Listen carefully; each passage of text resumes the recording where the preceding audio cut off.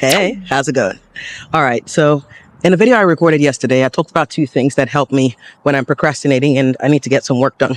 Let me tell you about one more thing. So in that video, I talked about how I would sit down in one position and usually from about maybe 6:30, 7 p.m. in the evening and just sit there until I tell myself, okay, you've got to get this work done. If you like, you can sit here for as long as you want, but you just have to get this work done. So with that, I then found that I was able to eventually get around to doing the work. And at some point, I get into a state of flow. Now, when you talk about getting into that state of flow, something that I hadn't realized was actually another point in that was the fact that I let myself get bored until the point where I was then able to just go and do the work, because doing the work became more fun than sitting down and just waiting and procrastinating. I hadn't realized there was a concept until I watched this video by a guy called Yan Zhu. The video was titled Anybody, let me check it out. Anyone Can Achieve Greatness by Yan Zhu. Like I said, he said, anyone can achieve greatness by being bored. And it just made me realize that was what I was doing. Sometimes we're overstimulated because it's so much easier to just scroll on social media, open up a new YouTube video, go through Twitter feeds, or even on LinkedIn, just going through updates that people put there. But actually, if you tell yourself, okay, just going to have to sit down and get this thing done, and you do your best to put away all those distractions, eventually what you will have to do is the work that you were procrastinating on. I hadn't realized doing that was a thing, in a sense. I just thought, okay, well, if you're not going to be disciplined enough to just get started with work, you're just going to have to get the work done one way or another and just sit there, almost like parenting myself. But anyway, yeah, there's a concept about being bored enough to actually get the work that you want to do done. In that video, Yan Zhu also talked about how if you are in a room, given the option between an iPhone and the Apple terms and conditions, for example, most people would go for the iPhone because it was more stimulating. But then if you were stuck in that room for an hour and a half and the iPhone was taken away from you, you have the choice of doing absolutely nothing or reading the terms and conditions. It's quite likely that you will end up reading the terms and conditions because it's just something to do, more stimulating. So in a sense, you've taken away the more stimulating thing. And then, so if in terms of stimulation, you have up here an iPhone. In the middle level, you have reading the terms and conditions. And then in the lower level, you have doing nothing. Once you remove the option of the iPhone, you then have only the terms and conditions.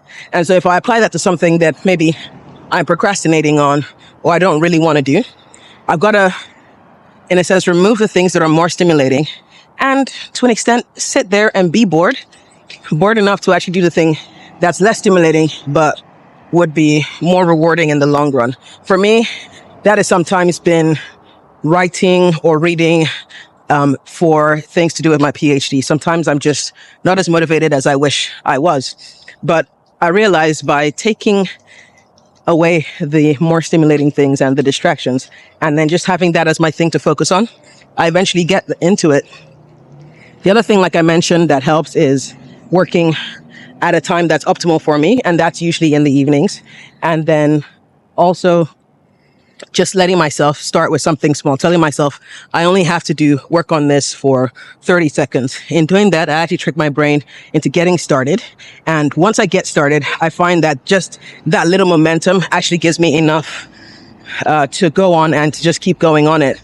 I've had, for times when I was procrastinating on getting something done, and I just stuck with it and sat with it. I was able to go for, 4 hours, sometimes even 6 hours, just keep going. There are times I still took breaks in between and just did other things, but then still got myself to come back to it. And I did that. So for me, just hearing Yan Zhu put it in that way, I'll put a link to his video in the description and possibly the comments. If I haven't done so yet and you're watching this video, pop me a comment to let me know that I need to do that and I'll do it. But seeing him actually articulate it in that way made me realize, this is another tool in my arsenal for helping me get the things done that are important to me, not just the things that I find fun to do. Just thought I'd share that with you on my walk. I'm also thinking to do more of these walk and talk things. I just find somehow, I'm not sure the science behind this, but motion actually gets me talking better. I know, funny, right? Yeah, so walking and talking actually works well for me. Somehow when I'm stationary in one place, like working at my desk, I don't feel like the words flow as easily. But when I'm walking, somehow they do. If anybody knows a phenomenon or piece of science theory about this, do let me know. But I do find I seem to be better at talking whilst I'm walking. Probably not the best for having crisp audio, but still good. I think what I'll do is maybe it might be about time to invest in a mic for this particular camera. It'll cost me a little bit, but I think it could be worth it. I'm currently using the Insta360 1X2 camera. It's a 360 camera, but it's pretty good for vlogging as well. But anyway, the point I'm trying to make is the fact that I think I just speak better when I'm walking. Now, there's another video from another YouTuber that I watched yesterday. I don't know if you can tell that I watch a lot of YouTube. If you didn't know, well, now you do. Okay, so I watched a video from a lady yesterday who talked about how she was able to get 10,000 steps in.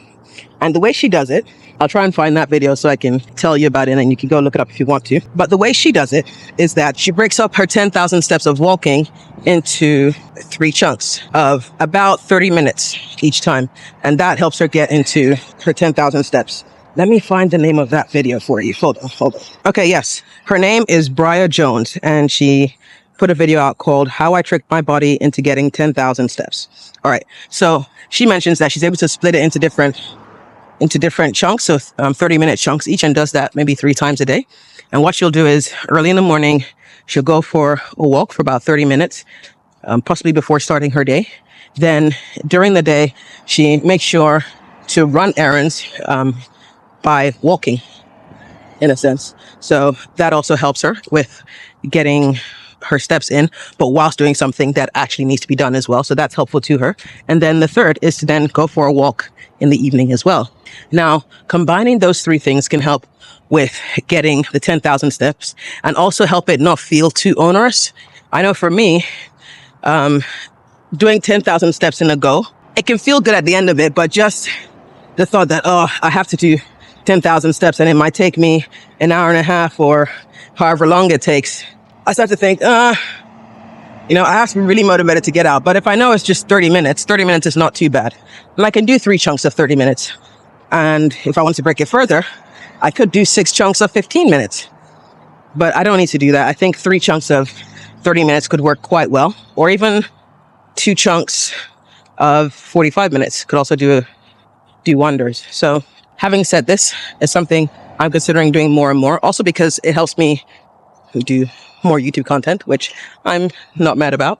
So I think I'll continue doing that and just try it out anyway and see how well it works for me. And if it's something you do, let me know. And let me know if it's something that actually works for you, or if you find it maybe too tasking to do that. Life is just too busy to do that. At the moment, life isn't so busy that I can't do this right now. So I'm going to do this and then we'll see how things go. But yeah, just thought I'd share that with you. If you like this kind of content and just hanging with me, consider yourself a friend of mine, go ahead and like and subscribe to this channel. I'll be able to share stuff with you and just, keep in touch with you this way. So if you're up for that, go ahead and subscribe. Don't forget to check out the other videos that are going to pop up on your screen. Check this out as well. I think you like it. All right. Bye.